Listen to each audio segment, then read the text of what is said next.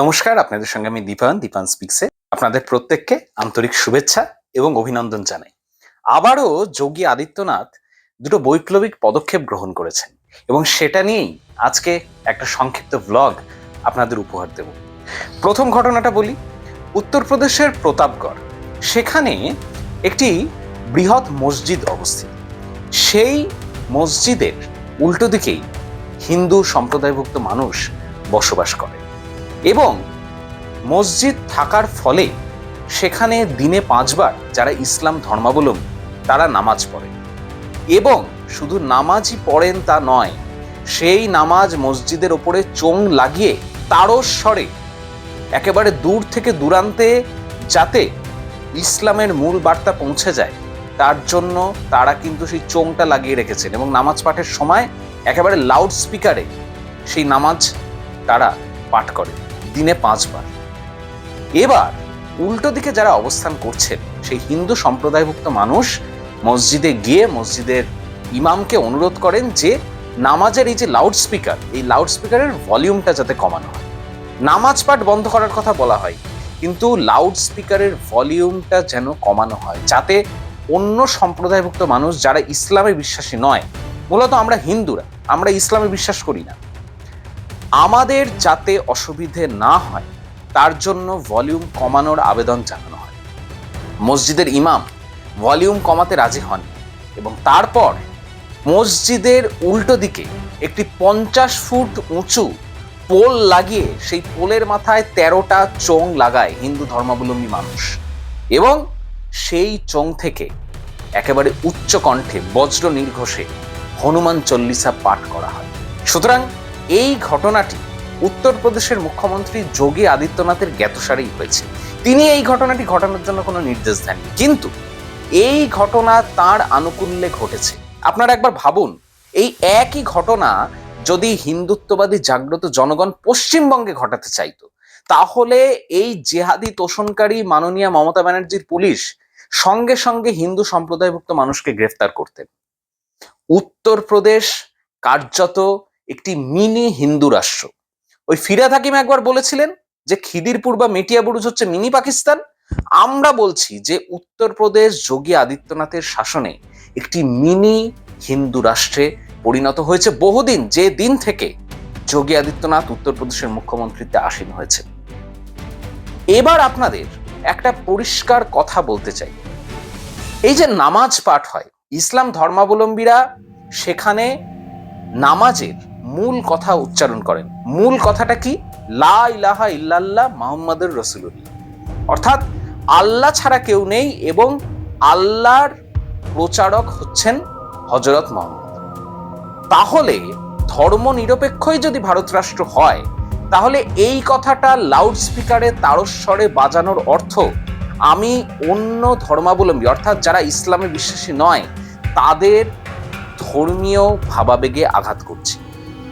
কেউ কারোর ধর্মকে শ্রেষ্ঠ ভাবতে পারেন, তিনি যদি তার ধর্মকে শ্রেষ্ঠ ভাবেন তাহলে নির্দিষ্ট উপাসনালয়ের ভেতরে তার ধর্মের শ্রেষ্ঠত্ব তিনি পোষণ করতে পারেন, সেটা তার ধর্মীয় অধিকার।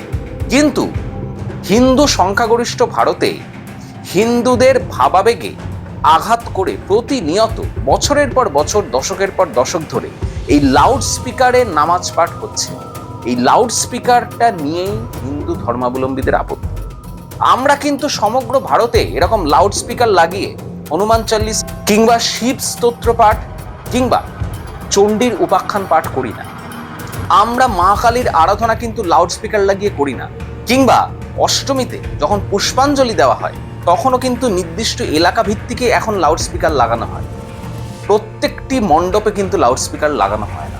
তার কারণ আমরা বিশ্বাস করি যে আমরা যা মনে করি তা হিন্দু ধর্মাবলম্বীদের কাছে সত্য, যারা তা মানবেন না তাদের না মানার অধিকার আছে, কিন্তু মুসলমানরা সেটা বিশ্বাস করেন। মুসলমানদের কাছে তাদের ধর্মই শ্রেষ্ঠ, অন্য ধর্ম নিকৃষ্ট। সুতরাং এই লাউড স্পিকার বাজিয়ে হিন্দু ধর্মাবলম্বীদের ভাবাবেগে আঘাত করা হচ্ছে এবং বিজেপি শাসিত যে রাজ্যগুলো আছে, আসাম থেকে শুরু করে উত্তরপ্রদেশ, মধ্যপ্রদেশ, গুজরাট, মহারাষ্ট্র, সেই জায়গায় কিন্তু প্রত্যেকটা ক্ষেত্রে এই লাউড স্পিকার বাজানো বন্ধ হয়েছে। মুসলিমদের যদি তাদের ধর্ম শ্রেষ্ঠ বলে মানতে হয় তাহলে তারা মসজিদের ভেতরে ঢুকে পোষণ করবে। হিন্দু সংখ্যাগরিষ্ঠ ভারতে লাউড স্পিকার বাজিয়ে হিন্দুদের ভাবাবেগে আঘাত করা যাবে না। এই পশ্চিমবঙ্গ এখন কার্যত পশ্চিম বাংলাদেশে পরিণত হতে যাচ্ছে। আমি স্পষ্টভাবে বলছি যে 2026-এর নির্বাচন হিন্দু বাঙালির কাছে শেষ সুযোগ। এই নির্বাচনে যদি ভারতীয় জনতা পার্টি জয়ী হয় তাহলে হিন্দুত্ববাদ রক্ষা পাবে এবং পশ্চিমবঙ্গেও এই লাউড স্পিকার বাজিয়ে হিন্দু ধর্মের ভাবাবেগে আঘাত করার প্রবণতা বন্ধ হবে। মুসলিমরা মসজিদের ভেতরে নামাজ পাঠ করুন, কোনো অসুবিধা নেই, কিন্তু এই যে রাস্তায় বসে নামাজ পাঠ করা হয়, রাস্তাটা কি নামাজ পাঠ করার জায়গা? রাস্তাটা যানবাহন চলাচল করার জায়গা, মানুষের হাঁটার জায়গা। দুর্গাপুজোর কথা অনেকে বলেন, দুর্গাপুজো কি মেন রোড আটকে করা হয় কোনোদিন? আমরা তো ভারতের সংখ্যাগরিষ্ঠ, আমরা কি কোনো মেন রোড আটকে দুর্গাপুজো করি না। তার কারণ একটি সমাজ ব্যবস্থায় কোথায় কি করা উচিত সেই জ্ঞানটা হিন্দুদের আছে। লাউড স্পিকার বন্ধ করতে হবে, পশ্চিমবঙ্গেও করতে হবে, এবং তার জন্য 2026-এ তৃণমূল কংগ্রেসকে পরাস্ত করতে হবে এবং ভারতীয় জনতা পার্টিকে জেতাতে হবে হিন্দুত্ববাদের স্বার্থে। এটা পরিষ্কার কথা। এবং উত্তরপ্রদেশে যোগী আদিত্যনাথ যা করেছেন তাকে আমি সর্বাঙ্গীনভাবে সমর্থন করি। এবার দ্বিতীয় বিষয়ে চলে আসি।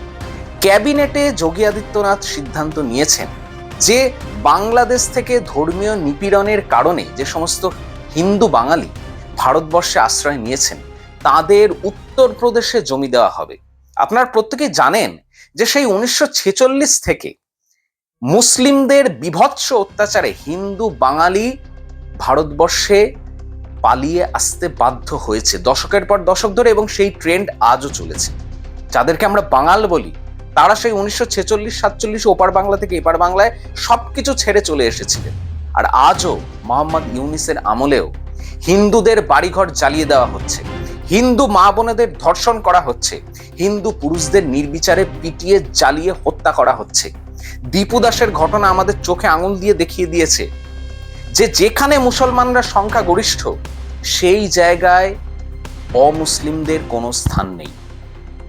সুতরাং পশ্চিমবঙ্গই হিন্দু বাংলাদেশিদের কাছে একমাত্র আশ্রয় হতে পারত, কিন্তু মমতা বন্দ্যোপাধ্যায়ের এই তৃণমূলের জিহাদি শাসনে পশ্চিমবঙ্গে সেই বাংলাদেশি হিন্দুদের কাছে আর নিরাপদ স্থান হিসেবে গণ্য হতে পারে।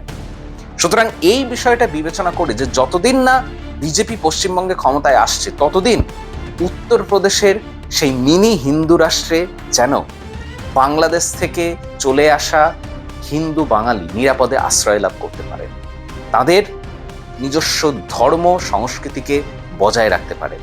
তার জন্য উত্তরপ্রদেশে হিন্দু বাঙালিকে জমি দেওয়া হবে। যোগী আদিত্যনাথকে এই বিষয়তে আমি অবশ্যই সাধুবাদ জানাবো, আপনারাও নিশ্চয়ই সাধুবাদ জানাবেন।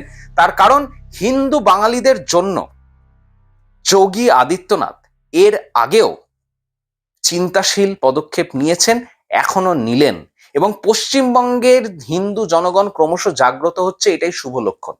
এতদিন পর্যন্ত অর্থাৎ সেই 1947 থেকে 1977 30 বছরের কংগ্রেসের শাসন, তার মাঝে যুক্তফ্রন্ট আছে 1977 থেকে 2011 অব্দি সিপিএম এর শাসন, এবং তারপর 11 থেকে এখনো অব্দি তৃণমূল কংগ্রেসের অপশাসন।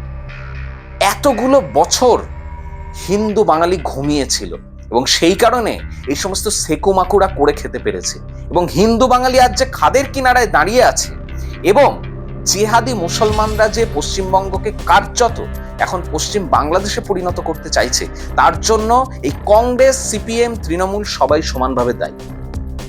আজকে আব্বাস সিদ্দিক এবং নওশাদ সিদ্দিকের আইএসএফ তৈরি হচ্ছে, হুমায়ুন কবিরের জনতা উন্নয়ন পার্টি তৈরি হচ্ছে। এই সব কটা রাজনৈতিক দলের নেতা নেত্রীরা জেহাদি, এবং এরা পশ্চিমবঙ্গকে সেই শরিয়া শাসনের অন্তরালে মধ্যযুগীয় শাসন ব্যবস্থায় নিয়ে যেতে চায়, কিন্তু এদের চক্রান্ত ব্যর্থ করতে হবে। মোহাম্মদ সেলিম হুমায়ুন কবিরের সঙ্গে সাক্ষাৎ করেছেন, অর্থাৎ যতই কমিউনিস্ট তিনি হন না কেন, যতই নিজেকে নাস্তিক বলুন না কেন, ধর্ম পরিচয়টা মনের অন্তরের অন্তঃস্থলে একেবারে সুপরিকল্পিতভাবে লুক্কায়িত হয়ে আছে ওই কমিউনিজমের চাদরের তলায়। সুতরাং মুসলমানরা কমিউনিস্ট হোক কিংবা সেকু হোক কিংবা মাকু হোক, দিনের শেষে তারা তাদের ধর্ম পরিচয় ভুলতে পারে না। কিন্তু এটা আমাদের মনে রাখতে হবে যে পশ্চিমবঙ্গ হিন্দু বাঙালির বাসভূমি এবং ভারতবর্ষ হিন্দু রাষ্ট্র, তার কারণ ভারতবর্ষে 80% হিন্দুর বাস। সুতরাং কেন্দ্রে যেরকম ভারতীয় জনতা পার্টির হিন্দুত্ববাদী শাসন প্রতিষ্ঠিত হয়েছে 2014 থেকে, পশ্চিমবঙ্গেও হিন্দু বাঙালির শাসন প্রতিষ্ঠা করতে হবে।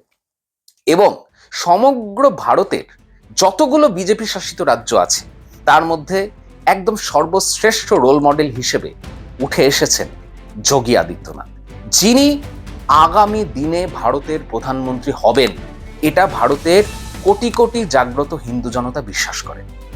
সুতরাং এই দুটো ঘটনা যোগী আদিত্যনাথের হিন্দুত্ববাদী শাসনে নতুন পালক যোগ করলো বলে আমাদের মনে হয়, যে পালক তার হিন্দুত্ববাদী রাজ শাসনের স্বর্ণ মুকুটে আসীন হবে।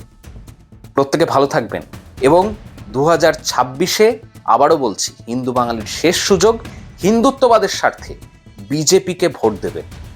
বিজেপি আমাকে প্রমোশনের জন্য কোনো টাকা দেয় না, কিংবা আমি বিজেপির কোনো পদও অধিকার করে নিই, ইনফ্যাক্ট আমি বিজেপির সদস্যও নই, কিন্তু বিজেপিকে ভোট দিতে বলছি তার কারণ বিজেপি একমাত্র হিন্দুত্ববাদী রাজনৈতিক দল, যে দল পশ্চিমবঙ্গে ক্ষমতায় আসলে খাদের কিনারায় দাঁড়িয়ে থাকা হিন্দু বাঙালি আবার রক্ষা পাবে।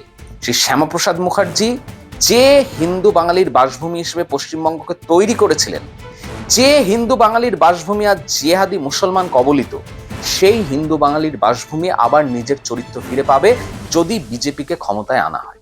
এটা একদম পরিষ্কার কথা, এর মধ্যে আমার বিন্দুমাত্র কোনো ধোঁয়াশা নেই। সুতরাং প্রত্যেকে ভালো থাকবেন, 2026-এর বিধানসভা নির্বাচনের জন্য শপথ গ্রহণ করবেন এবং প্রত্যেকে হিন্দু বাঙালির বাসভূমি হিসেবে পশ্চিমবঙ্গকে আবার প্রতিষ্ঠিত করবেন, এই সংকল্প গ্রহণ করুন। আজকে এই পর্যন্তই, আগামী দিনে আবার আপনাদের প্রত্যেকের সঙ্গে দেখা হবে। দীপান স্পিক্স যারা এখনো সাবস্ক্রাইব করেনি, সাবস্ক্রাইব করে নেবেন এবং স্বজনদের মধ্যে আমার বার্তা ছড়িয়ে দেবেন। জয়তু সনাতন ধর্ম, বন্দে মাতরম।